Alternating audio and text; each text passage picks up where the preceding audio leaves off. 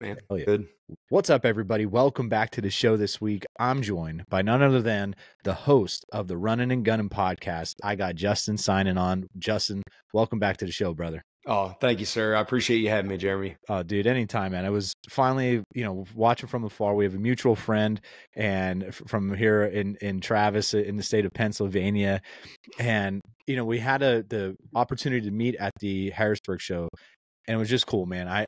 That is like the one aspect of, so you've been working a heck of a lot more shows than I have, but it's just so neat to when you finally put a name to a face and you're able to just shake someone's hand, do all that fun stuff. And I was like, all right, I can't wait to have Justin on and talk hunting and kind of let this conversation flow, but multiple, hopefully future conversations flow as well, man. So thanks, dude. I really appreciate you taking absolutely, the time out. brother. Likewise, man. Definitely. It was a pleasure meeting you there in Harrisburg. I know that show is a grind and a half. If you can hear my voice, guys out there listening, I'm sorry. I just got back from the Columbus, the outdoor show there, and my voice was shot, and I'm just getting over a cold from probably a week, but I feel good. So my voice is a little hoarse. If I'm ranting, I apologize. Yeah, no, man, you sound good. I like it. This is this is really neat, man. I got to ask you this. So you've been doing, working with some companies, filming your hunts, doing things like with Lone Wolf Custom Gear and really, doing things. I do want you to do a brief, I guess, little introduction, because I didn't know this until I heard you on a podcast, and then like when we talked and met, like how you were kind of from that Maryland area originally, and then you moved to Kentucky and all that type of stuff. But man, I got to know, what is your favorite aspect of like doing the things that you're doing right now? Like doing the podcast, getting a chance to work the event shows.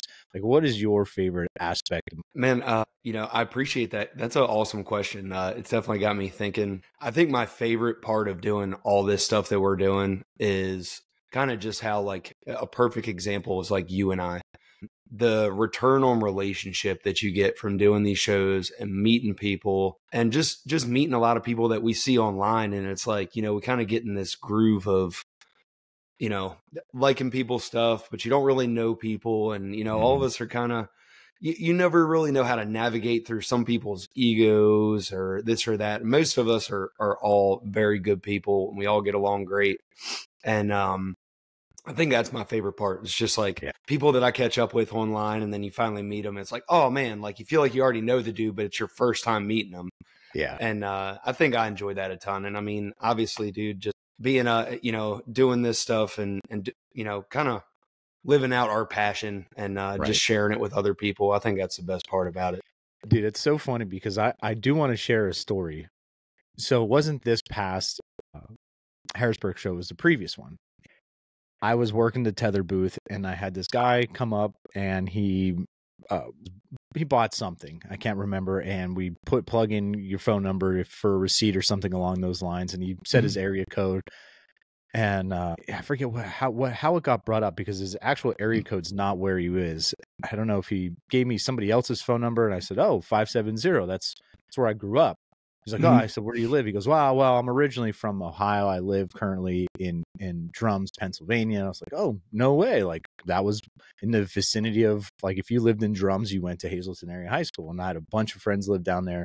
So I was like, oh, that's awesome. And all this other stuff. And we got to chat, and we exchanged phone numbers. We messaged a little bit, and he's like, hey man, like, let's get together, do a spring turkey hunt sometime. And I was like, yeah, sure. Like, he seemed like a good dude there. You meet them for 10 minutes and, you get invited on hunts. I'm sure you kind of experienced that same thing. And oh, absolutely.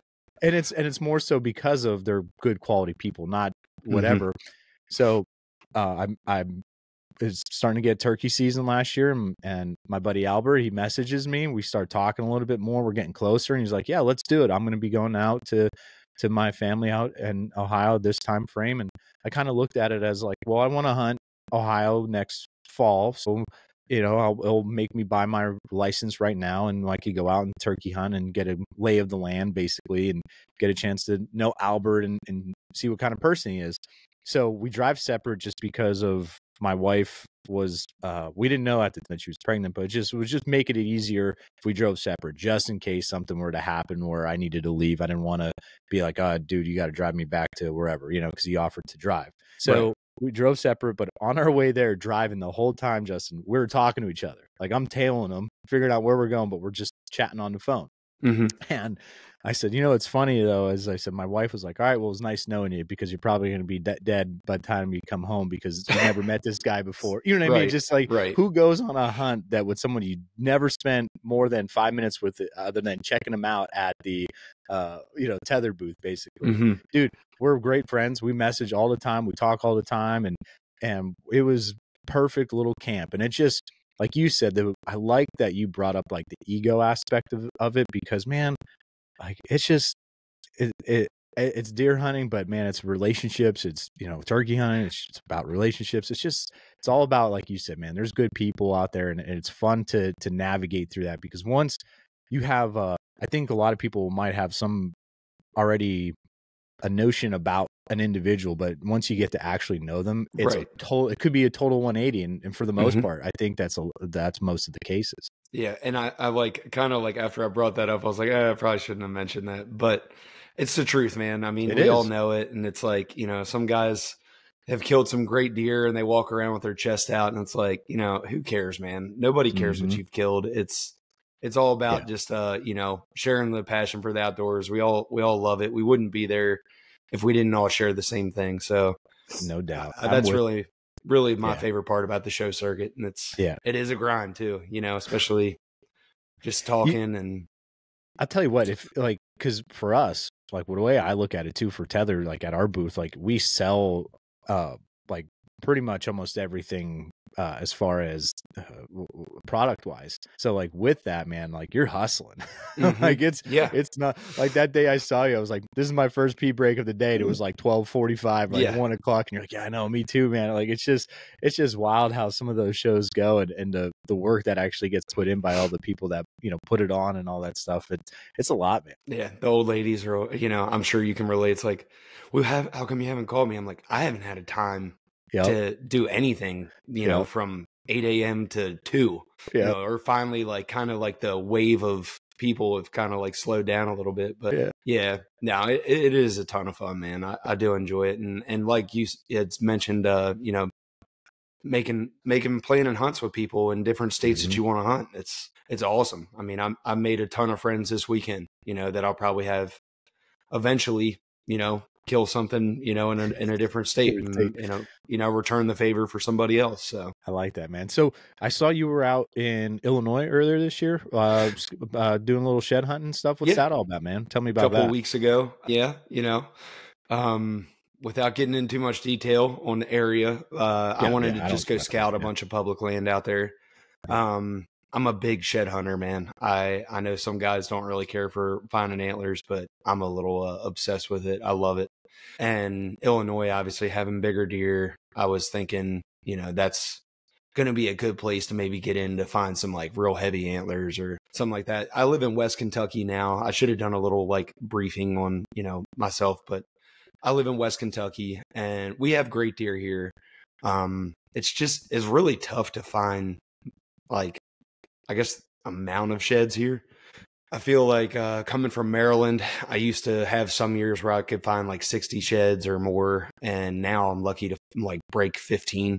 So I just kind of was hoping to get into more there, but man, I think a lot of these deer are still holding. Yeah. So I really put more value in scouting and really just trying to speed scout like this chunk of public versus that, and get some notes down and highlight, because I'm not that far away. It's about like a 3 or 4 hour trip for me from my house. So if I buy a non-resident, tag, at least that way I can, maybe hunt it more than just a week, it's, and that's the game plan. Do you know is Illinois a $1 state? I believe so. Yeah. They said that you can buy another buck tag. I just found that out, but apparently it's really expensive. So for me, it's going to be a $1 tag. But now that I did the Ohio show, I'm like 50-50 on what I want to do. I mean, I could probably just go hunt Ohio and be just as happy, I guess. So I don't know. I'm on the fence, man. It's kind of a cool problem to have, I guess. Like it'd be about the same drive to hunt either state. So here's all right. So how long were you in Maryland for? Majority, right? my whole life. Yeah. Yeah. I just moved out here to kill bigger deer, honestly, and kind of escape the rat race of like Baltimore and DC traffic. I'm sure you've been around there, what that's like. So well, that's what I got to send you some points of where I've hunted this past year and just see what you're like. Oh, I've been there, or yeah, maybe, dude, you're in the right area, but check this out. Yeah, man, I'd be happy to help you, brother. Yeah, just let me know. I'm not that guy to be like, oh no, you figure it out. Yeah, no, I just let you see where. Honestly, I was planning on getting to Maryland this year. Just this past year, I thought it went really well, and I was like, you know what? When I went through it, obviously with us having the newborn now, and by that point in time, the baby will be closer to being 1 because she was born on New Year's. I was like, okay, I think during this time frame of how I did Maryland, how I did Ohio, and obviously Pennsylvania, I'm like, you know what? It worked out. And I don't know if it worked out so well because of the quick success that I had in the state of Pennsylvania. And I have to be okay with being able to maybe eat a tag or something like that and either in Pennsylvania or one of those states again. But I will be hunting New York this year because me and a couple buddies are finalizing maybe something where we're going to do more things in New York. So it's like, okay, I for sure want to do Ohio because I want to hunt with my buddy Albert, who I mentioned earlier. And I obviously want to do some things with my other good friends up in New York and stuff. So I don't know about Maryland as much as I was kind of hoping for, but I really enjoyed it. And I like going out early season. So that was like kind of what I want to ask you about, man, because with obviously being able to hunt Maryland your whole life and now going to Kentucky to hunt, like you've been able to hunt early for whitetail. Oh, man. I'm a grinder. Get into that. Like, I'll say from Maryland, from Maryland having 3 buck tags, I was like from start to finish, like usually. I mean, there was a few times I punched all 3 buck tags, and but even if I did that, I'd still be killing does till the end of the season. I did a mixture of like farm country and suburban because it was just suburban, and where I lived at was really like the best chance at me getting into Pope and young deer. Mm-hmm. And like that upper echelon of bucks for my area within like a half-hour drive. So I did that. A lot of guys, don't really care for the suburban hunting, but you take it for what it is and you just have fun. And that's really my main objective. Coming out to Kentucky, it's a little different because you got 1 buck. So now I catch myself in this like picky, choosy kind of thing. But I've told myself this year, I am not going to be so picky. If I find like a 140 to 150 in velvet, I'm going to kill it. I'm not going to just, spend all season looking for that bigger buck and then, chase my tail all late seasons. That's the mission. Kill one early here in Kentucky and move on and maybe hunt a couple other states. That's really the bread and butter of it, man. I love Maryland. It was a ton of fun to hunt there, and it really is a great state to hunt early, especially for you guys in Pennsylvania. Mm-hmm.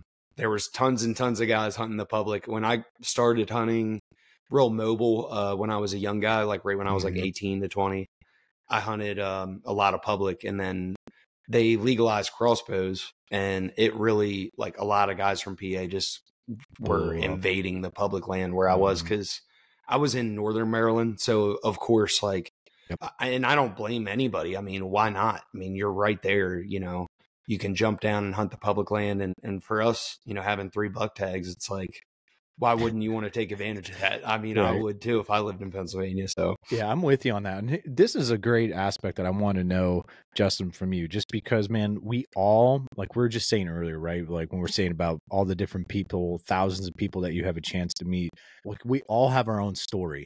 Okay. And I'm a big wrestling fan. So if anybody that still follows like WWE because your kid's into it, right now that like Cody Rhodes it's all about leading up to WrestleMania. It's all about his finishing his story. So like, it's like a nice little reference to that. Like we all have our own story of where we're at. Like this past year for myself was, I don't want to eat another PA buck tag, like regardless. Right. And I wanted to have that experience with that. For you, it could be one thing, right? And now next year it could be something totally different for both of us. So with that kind of being said, Justin, I want to know from you, how did you get to where you're at as far as the type of caliber deer that you like to chase and get after? Because man, like, it's so fascinating to me. And I like hearing everybody's different perspectives. Like, if you have guys that, man, they don't care. They've been hunting 25 plus years and they'll shoot whatever they want to shoot, right? And I think that's important. Like, people shoot whatever you want. It's your tag. Like, I think it's cool what the okayest hunter guys are doing over there, because it is like, I don't care what you do. And not to go down like a rabbit hole real quick, but that's the beauty of the quick explosion of social media now, is that, like, it's forgotten so quickly. You know, I think years ago when it was first kind of picking up, like, man, if Justin killed this 170, we knew about Justin for a while. Now it just seems like there's 170s every other day. You know what I mean? Like, no one remembers, no one cares. So, like, the beauty of that though is then you're still chasing your journey, right? Your story, you're still working on that. How did you go from Maryland, and like you said, man, like, going to Kentucky because you wanted to hunt big deer and all along those lines, and like, you're like, hey man, the first 140 velvet that I would see, I don't want to be chasing my tail and late season, all that stuff. Like, I love to hear that aspect. So, like, I don't know, man, like, if you want to elaborate, if you can, there's not really a question there. It's just, how did you get from your story from where you're at to where you're at now, basically, I guess you could say. Yeah, man, I really just kind of fell into, I was a meat hunter forever. I've been a diehard hunter since I was 12. And pretty much from that time frame, from like 12 to, let's call it like 18, 19, I was just killing everything, like whatever. I didn't care. I enjoyed it. I loved it. As often as I could be in the woods, I was either riding dirt bikes or killing deer, and that was it. And it graduated into, I was dating, and I'm gonna go like just through a little story, but just quick and short. But I was dating a girl at the time, and she lived kind of on the outskirts of like Baltimore, like county area. Not to like name drop, but anyway. So I took a dirt bike ride through the woods, and I came across 3 Pope and Young deer on a dirt bike ride, one trip, and I'm like, oh my god, I've never seen deer this big, in my life. So I started, knocking on doors, and I got permission from people, and, I started missing giants, and I'm talking like big deer, and I was always mobile. I never baited deer, and I know it was always legal in Maryland, but my dad never taught me. He always taught me woodsmanship, and it's like, here's some sign. Let's set up and hunt here and see what happens, and then we'll adjust. And that was how I was raised. I never always thought that's how you hunted. I was very good at like picking the right tree and understanding woods a little bit better than maybe some other guys that just start off without a mentor, I guess. Well, I sucked at shooting deer, so I missed all kinds of big deer. I missed a booner, legit, like at 20 yards, and it broke my heart. The year after that, I came back with vengeance, and pretty much, let's just fast forward. That was a 12-year span. I knocked down a Pope and Young every year for 11 years. And, I met my wife because of one of the deer that I killed. It was a really, really nice 10. And that was probably year one to kick off. I killed like a 130 and a 150 and 8.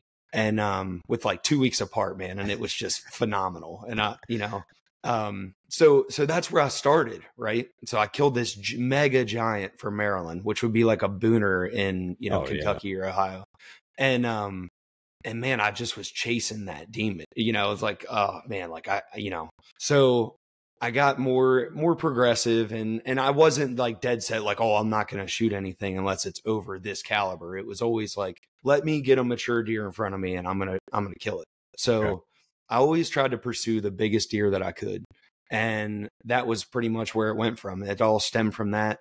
And then I kind of got in this phase where I really couldn't get anything bigger than, let's call it like a 135 to 140. It was just really tough for my area. And I started going to the Eastern Shore of Maryland, trying to pursue bigger bucks. And it was just really tough, man. And then I guess, a couple years before I moved to Kentucky, I started working in Washington, D.C. And it was like soul stealing to me. I was like, this is not what I want to do for the rest of my life.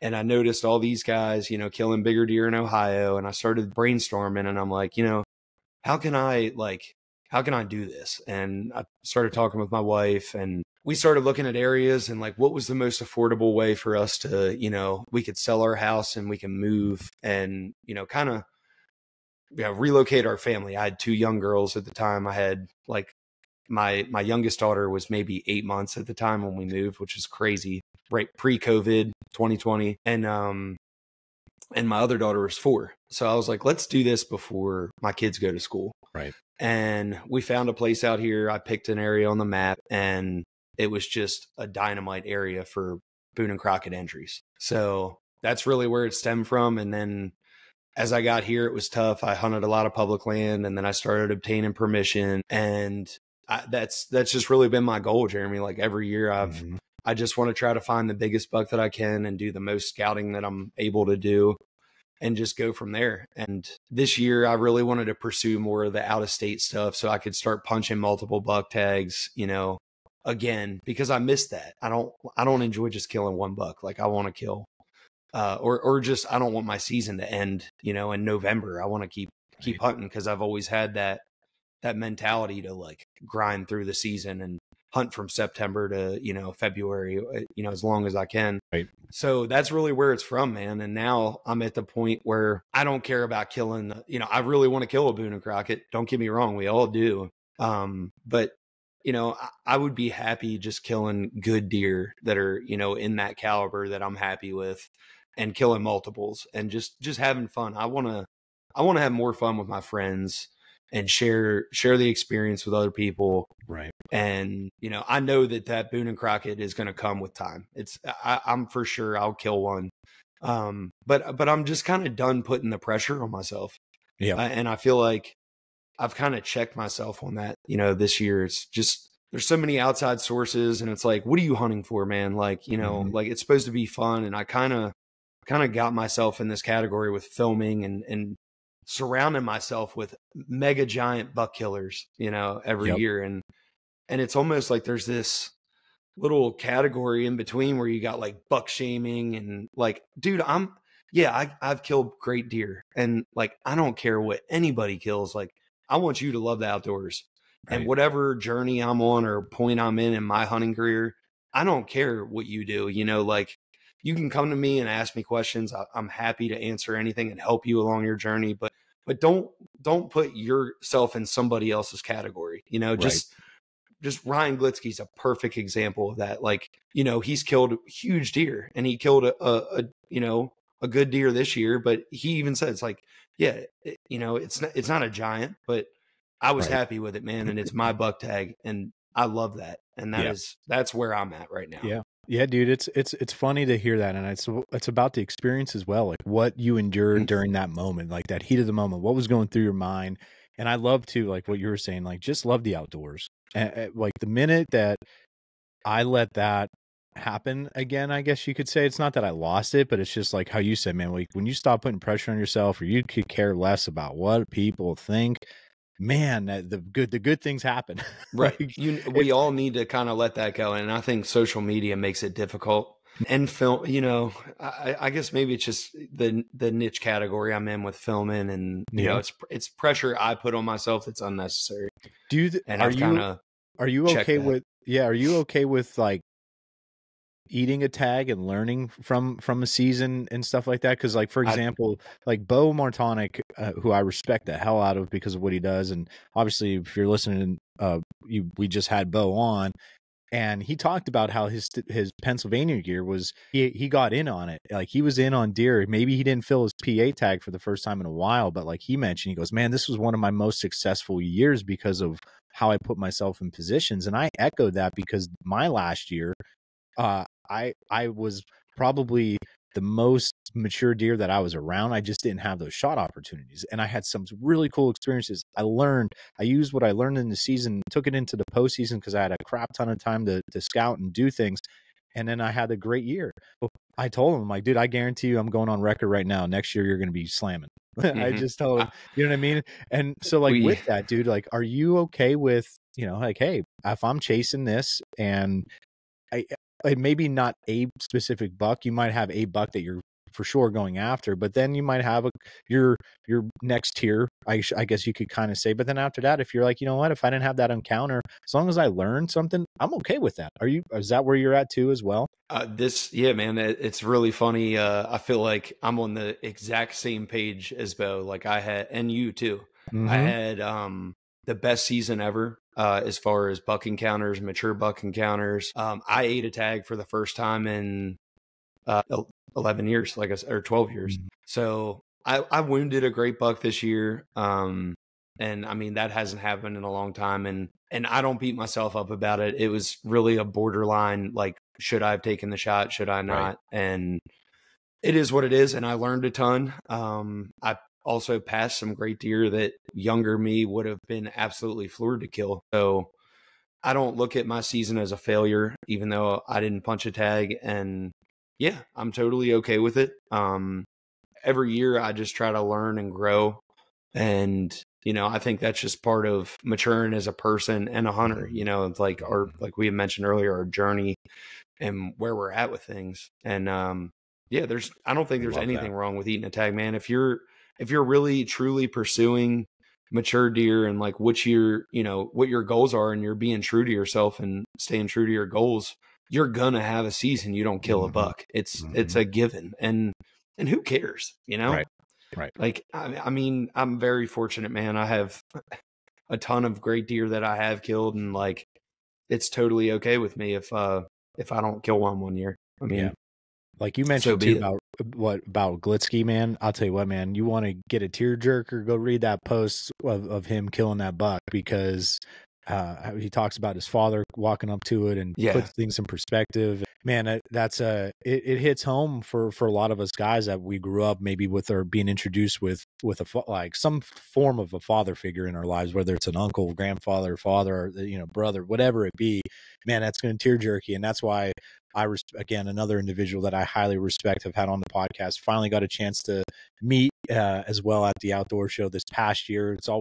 We always kind of missed each other with all these different events that we know we were at, like a PA TAC event or something like that. I'm like, dang it, I miss Ryan again. But yeah, he's one of my favorite people in the industry. He is just salt of the earth, man. Such a good guy. I wish like we could all kind of be, you know, like him at one point when we get to that tier. It's like he's just super humble. Really love being around that guy, man. Yeah, I'm with you on that one. But all right, so I want to kind of go back to something when I asked you about, obviously you love hunting early season and having those opportunities. So I always think back to either some form of like video game or anything along those lines, Justin, where like if you're about to play, I don't know, like NHL hockey or something like that, you get like 3 power boost attributes to add on to while you're playing your game, man. Like, what are your 3 hunting attributes that, like, if you're like, okay, I'm starting the 2024 season, I got to have these 3 attributes ready to rock and roll? What are they? Hunting early season? Are you like how you're saying mobile? And you could elaborate on each one as you could think about it. I mean, really, that's kind of tough, man. It's different for me being here. Kentucky's one. It's really just the area we're in is kind of tough. I really try hard in early season to locate these deer. Using mineral is one thing. Some guys kind of, you know, will say what they will about that. I'm not a big guy to use bait. I don't like. I'll use it for inventory at certain points of the year, but I don't want to hunt over a corn pile. I like killing deer naturally on their movements. So I really focus on glassing a lot more now in areas that I can. And I'm learning a ton about scrapes. I would say glassing, using scrapes to my advantage, and then really just casting a wide net across all the private and public lands that I have to try and just build that inventory of bucks up. Like I said, I'm trying to find the biggest buck I can for my area. And it's really tough, man. I feel like every early season, like I find these borderline deer that I'm like, oh, he's a great deer and he's mature, but he just doesn't have the, you know, the caliber that I'm looking for. like prime example, so like this season, I had a really good 8-pointer, and he looked like a perfect example of cameras making a deer look smaller than he actually is. I could have killed this deer over and over and over again. Like, he was super killable. And I let him go because I'm like, yeah, I don't want to end my season on day one on that, and like selfishly, like other people will be floored too. And like, and that's awesome. But I just, I put a lot of work into it, man. And I really hate to end my season, especially, when I'm able to hunt as much as I am. I've kind of revolved my life around this with like my job and being able to give myself optimal time in the woods. So I spent all late season trying to kill this buck that I passed all early season, and he kicked my ass, man. Yeah. I mean, like, it was so much fun though, Jeremy. I had a blast trying to hunt this deer down. I mean, it was like everywhere I go, it's like I'm just smacking him on the ass. Like everywhere we would just ping pong this farm, and it was just fun. I honestly laughed one time. I'm hunting this one area that he's kind of frequented, and I'm like, I feel like he's in here. There's rubs everywhere. I'm like, this is his area. So I'm hunting him there, and he pops up on the complete opposite end of the farm in the field. And I'm like, I'm up on a hill elevated, and I can kind of see the field like through the timber. And I see a couple of deer come out in the field, and I pick up the binos, and I'm like, you gotta be shitting me. like why, dude? Come on, man. And then, the next day, so I'll go over there and I'll hunt the field, and then he's back where I'm at. And it's just like, but that's what makes it fun, man. I love a deer that gives me a challenge instead of just giving it away the first or second sit. And it's more fun. They teach you a lot more. Yeah, dude. So it's kind of cool though, like how you were saying about Maryland. Like there's parts of Maryland that resembles the state of Pennsylvania pretty well, and then there's parts of Maryland that's, like you said, even depending on where you're hunting in PA too, outside in the suburban areas, you have that, and then you go out to Kentucky, man. Now you're hunting farms and all that type of stuff. Do you finally feel like you got a grasp of that style of hunting and kind of that way of life out there? Yeah, it was really different for me, man, because I was able to hunt a couple farms, but it wasn't really like they were big farms. Like I never was able to obtain like even 100-acre farm to hunt. I just never got permission to do that. It's really gung-ho where we were, because the county I lived in, most of the farms there really didn't hold many big deer anyway, because it was kind of like, if it's got a rack, it's getting shot, around there. And when I came here, it was just, man, like I got access on a 300-acre farm, a couple 100-acre farm here or there, and access is everything here. And I learned real quick, like, these deer it's a whole nother world of hunting. And I kind of hate, like, and this is an unpopular opinion, and some people have mixed emotions about this. It's like, oh, private land's hard to hunt, oh, public land's hard to hunt. Dude, deer are deer, okay? Exactly. And it is. I'm with you. Thank you. I'm telling you right now, Jeremy, the easiest buck I've killed in all my life of hunting was on public land in an unpressured area. I passed him the first time that I went in there, and I went back in one other time. I didn't see him. Went back in the third time to let a friend of mine kill him, and he came out and he was like, no, you kill that deer. Okay, got it. So he was extremely predictable. And like, I tell people that, I'm like, dude, like, cut the crap. Private land, public land, it doesn't matter. Like, we all got our own challenges of what we're doing.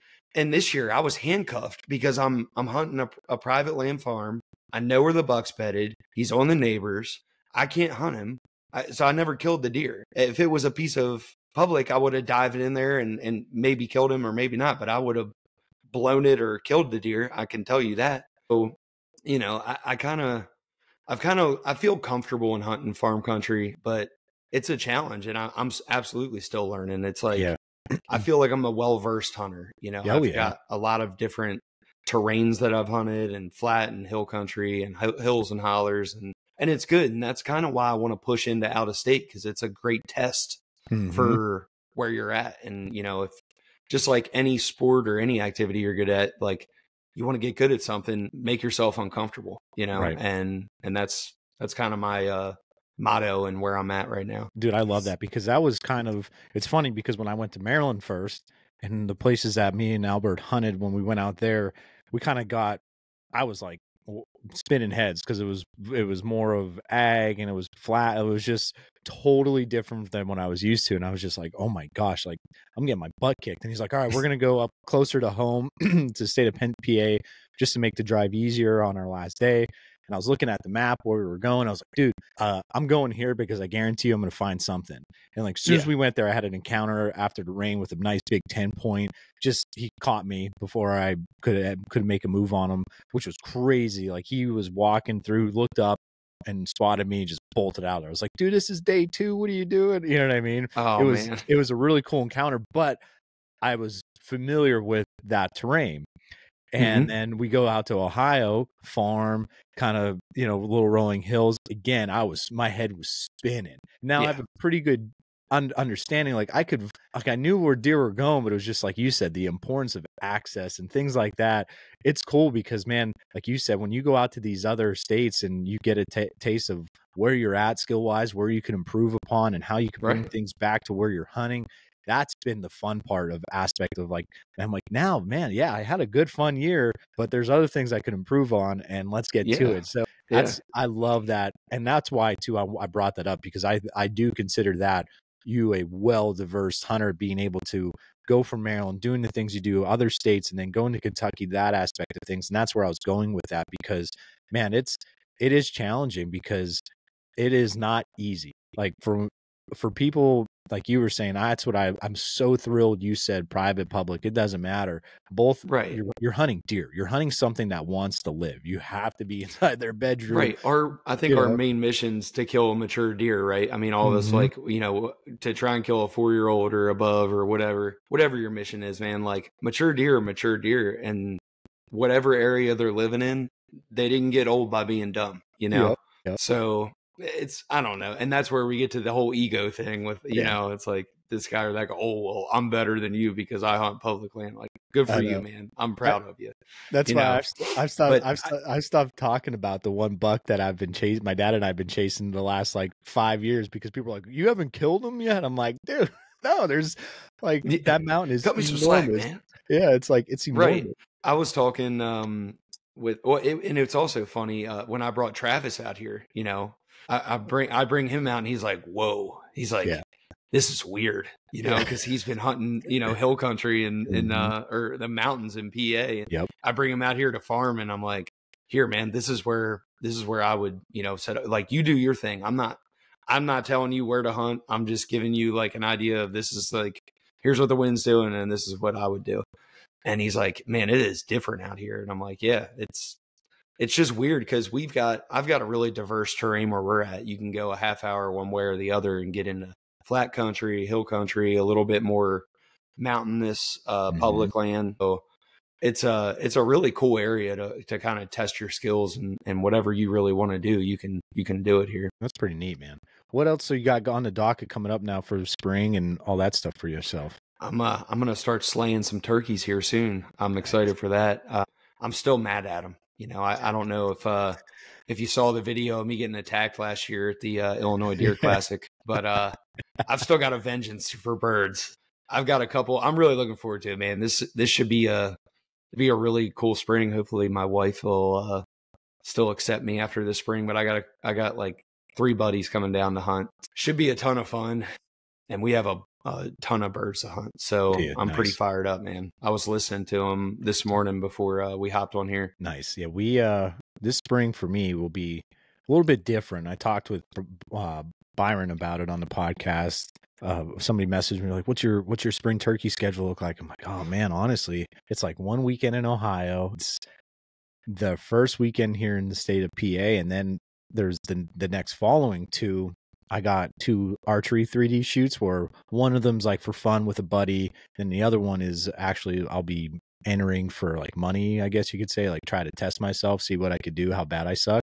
And then the 25th, my daughter has like one dance recital, so I could get out then, but that's like towards the end of the year already for that. So unless I'm going before work, man, it's like I got to make it count those first Yeah. opening day weekends. So I'm going to be hitting it hard that opening morning for sure. I feel like that's the best time to do it, man. Oh, yeah. And then before everybody else kind of boogers them up. I've learned that from hunting here.